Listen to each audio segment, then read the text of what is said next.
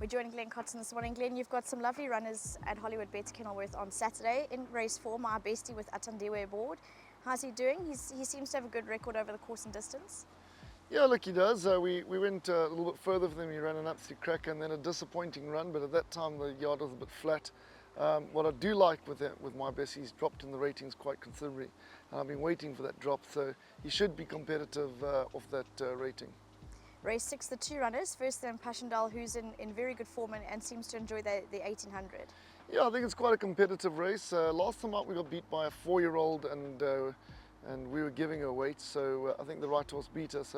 We did fancy her out of the maidens. She's a beautiful filly. She's at least got a half decent draw. Her work was phenomenal on Tuesday, and I think she could be the one to beat. You also have dual agent with Ashton Aries aboard, and she looks like she's finding her form, now that she's had a few runs back since KZN.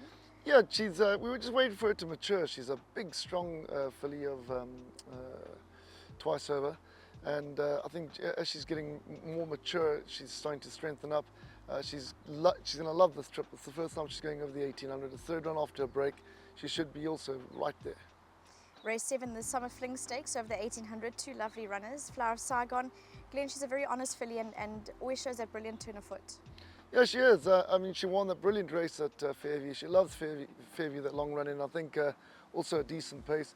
If they go a good pace, she'll be very competitive. She looks amazing. I think at the weights, Hold My Hand is the best weighted horse in the race. She's only a one-time winner and she's got the highest merit rating. She's been Group 1 place several times, Group 2 place.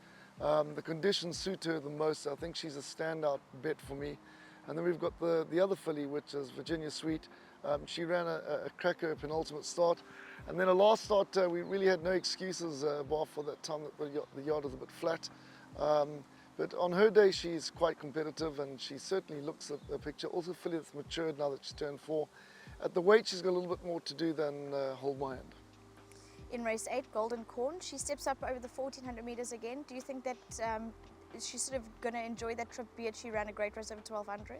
Well, her work has been better than what she suggests. That's why we went back to a sprint. She ended up winning it. Her last start, the jock said, try and go a bit further and give her a chance. So from that draw, we'll have to drop her out. She's drawn, I think, 16 out of 16. So to drop her out would be proper and then let her run on and see how she goes. Race 9, Aberdeen, coming off a bit of a rest. Will he need the run? Yeah, and Aberdeen, unfortunately, when he got back from Durban, we gave him a break. He freshed in the hot walker, kicked out and fractured his splint bone. We had to bring him back to standstill. So it's his first run back. He's only had one gallop. I thought, let's try and go for a paid gallop instead of running him giving him a gallop. And with the great incentive of Cape Racing, if you beat one home, you get paid for the gallop. So I think that's what we're going to do. It's a bit short for him, but I must say he's looking amazing. His work on Tuesday was spot on. So I think he'll be running on nicely.